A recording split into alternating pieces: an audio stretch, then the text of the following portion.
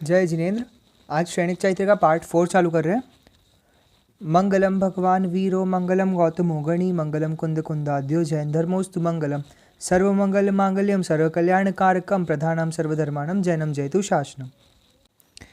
इसके पहले हमने महाराज उपश्रेणिक के कष्ट का वर्णन और यमदंड का आतिथ्य ग्रहण सुना था। फिर अब आया है महाराज के स्नेह के बंधन में। अपनी आहत अवस्था में महाराज उपश्रेणिक के हृदय में मात्र यह अभिलाषा थी कि किसी प्रकार वे शीघ्र स्वस्थ हो जाए। इसके अतिरिक्त उनका ध्यान किसी अन्य वस्तु पर नहीं गया, किंतु निरोग होने के साथ ही उनके हृदय में प्रेम का अंकुरण होने लगा। उनका मन तिलकवती की ओर आकर्षित होने लगा। उस आकर्षण में स्नेह था, प्रेम था एवं थी उसकी प्राप्ति के लिए रह रहकर हृदय में उठती हुई बलवती आशा। दिन प्रतिदिन उसके समागम के लिए महाराज के हृदय में उत्कंठा बढ़ती ही जा रही थी।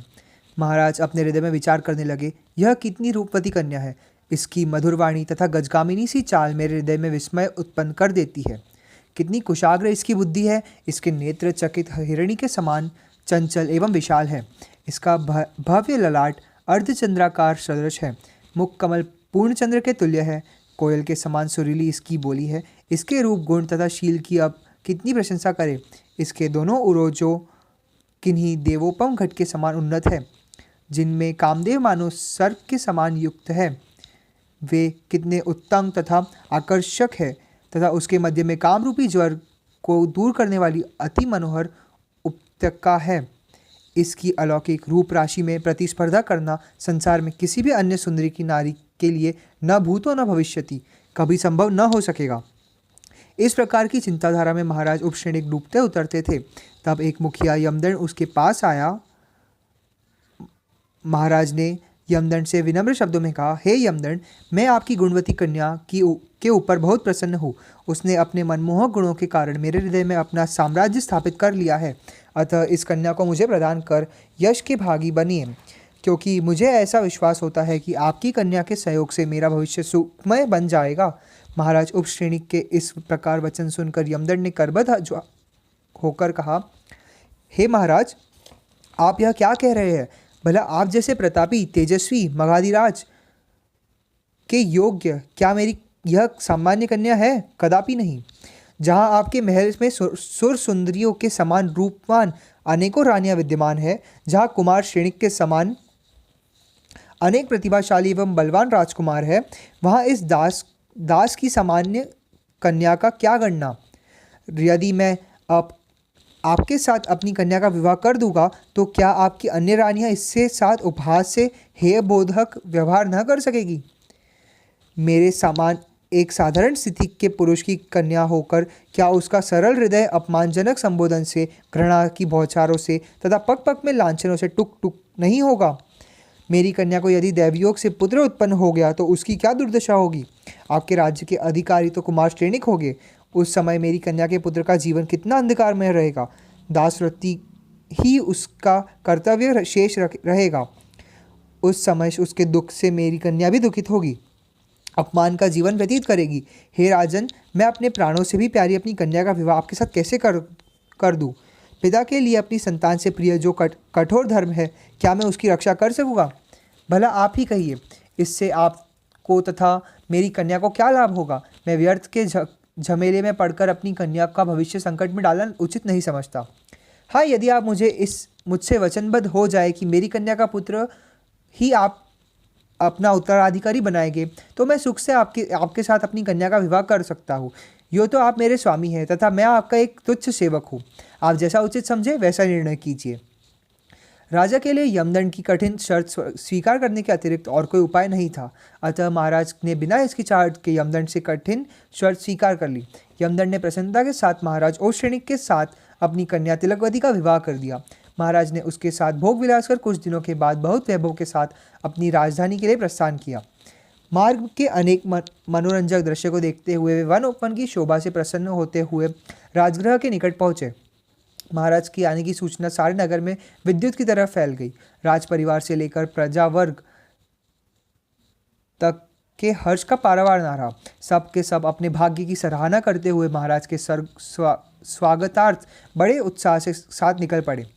राजकुमार तथा प्रमुख नगरवासियों ने आगे बढ़कर महाराज के चरणों में नमस्कार किया। महाराज उपश्रेणी के चिरवियोग से दुखित प्रजा तथा राजकुमार उनके दर्शन से नहीं अघाते थे। सारा राज परिवार महाराज के दर्शन के लिए उमड़ पड़ा। कुछ क्षण के उपरांत सबने नगर में चलने के लिए महाराज से प्रार्थना की। महाराज ने तिलकवती के साथ राजगृह नगर में प्रवेश किया। उनके पीछे पीछे असंख्य प्रजाजन आनंदोत्सव मनाते हुए चल पड़े। इधर राजगृह नगर में महाराज के आगमन के उपलक्ष्य में स्वागत का भव्य आयोजन था। सबके द्वार पर आनंद मंगल प्रतीक बंदनावर सजाई गई थी। चारों ओर शंख, पहुटी, दुंदुभी इत्यादि वाद्य बज रहे थे। कहीं कहीं सुंदर वारंगनाओं जो अपने नृत्य से सुर सुंदरियों को भी लज्जित कर सकती थी, वे अपनी कला प्रदर्शन से स्वागत के उत्सव को अधिक आनंदपूर्ण बना रही थी। महाराज उपश्रेणी ने बहुत दिनों के बाद अपने प्रिय नगर को देखकर हार्दिक प्रसन्नता प्रकट की। इस प्रकार बड़े धूमधाम से महाराज का नगर में प्रवेश हुआ। महाराज के साथ नई रानियां तिलकवती को देखकर नगर निवासी अपनी प्रसन्नता प्रकट करते हुए परस्पर कहने लगे, देखो महाराज कितने भाग्यवान है, इनके पुण्य का प्रताप तो देखो। जिस प्रकार महाराज धीर वीर तथा भाग्यवान है, उसी प्रकार से ये भाग्यवती नई रानी भी है। देखो गजगामिनी चाल, मृगलोचनी तथा सर्वांग सुंदरी इस नई रानी का कितनी सुंदर लग रही है। भला देखिए महाराज के भाग्योदय का क्या वर्णन किया जाए। कहाँ तो गिर कर गड्ढे में जा गिरे, फिर भी वहाँ घोर वन प्रांतर में मंगलोच्चार हुआ। सच तो यह है कि महाराज के जितने संचित पुण्य थे, उनके योग ने तिलकवती की प्राप्ति के लिए महाराज को उस घोर वन प्रांतार में ले जाकर उस गड्ढे में पटक दिया। यह सच है कि भाग्यवान के लिए ही विपत्ति भी आनंदपूर्ण रूप में तथा कष्ट भी सुख में परिवर्तित हो जाता है। अतः ज्ञानियों के लिए उचित है कि वे सदैव पुण्य संचय के कार्य में संलग्न रहे। बड़ी धूमधाम से महाराज ने तिलकवती के साथ राजमहल में प्रवेश किया। उनको इस सुसज्जित मनोहर महल में ठहराया गया। महाराज उपश्रेणी तिलकवती के साथ भोग विलास करने लगे, जिसका कुछ वर्णन पाठकों को भी आनंददायक होगा। जहाँ तिलकवती का मुख मानो कमल से के समान था, वहाँ महाराज भौरे के समान रसिक बनकर उसके मुख कमल का रस पीने के लिए मंडराया करते थे। वे परस्पर चंदन लता पर लोभी भौरे के समान बेसुध क्रीड़ा करते थे। ऐसा ज्ञात होता था कि मानो उन्नत रोजों के कारण तिलकवती की देह दृष्टि मानो दो पर्वत से युक्त एक सुंदर वन की तरह हो। उस रमणीक वन में एक मनोविहार करने वाला महाराज उपश्रेणी मृग के समान थे। जिस समय महाराज उसका परिघात पृथक कर देते, उस समय वे उर प्रदेश की रक्षा करते हुए उरोज रूपी दो घटों के पर मानो दो सर्प उपस्थित पाते। रानी तिलकवती एक सरोवर सी थी, तो महाराज उसमें क्रीड़ा करने वाले राजहंस के समान थे। इस प्रकार तिलकवती के साथ भोग विलास करते हुए उनके चलाती नामक एक रूपवान पुत्र हुआ। तिलकवती ने भी अपने पुण्य प्रताप से मन हरण करने वाली कला प्रवीण अत्यंत भाग्यवती सुर सुंदरियों की समान रूपवान व प्रतिभाशाली एक उत्तम रत्न सदृश दैदीप्यमान थी, जिसकी प्रसन्नता के लिए स्वयं महाराज उपश्रेणी सर्वदा प्रयत्नशील रहते थे। वह भी महान रूपवती का श्रृंगार कर अपने रूप लावण्य की प्रभा का विकीर्ण करती हुई अपनी अनोखी चाल तथा बाकी चितवन से पुण्य की सजीव प्रतिमा सदृश महाराज से साथ नाना प्रकार का भोग विलास करते हुए आनंदमय जीवन व्यतीत कर रही थी।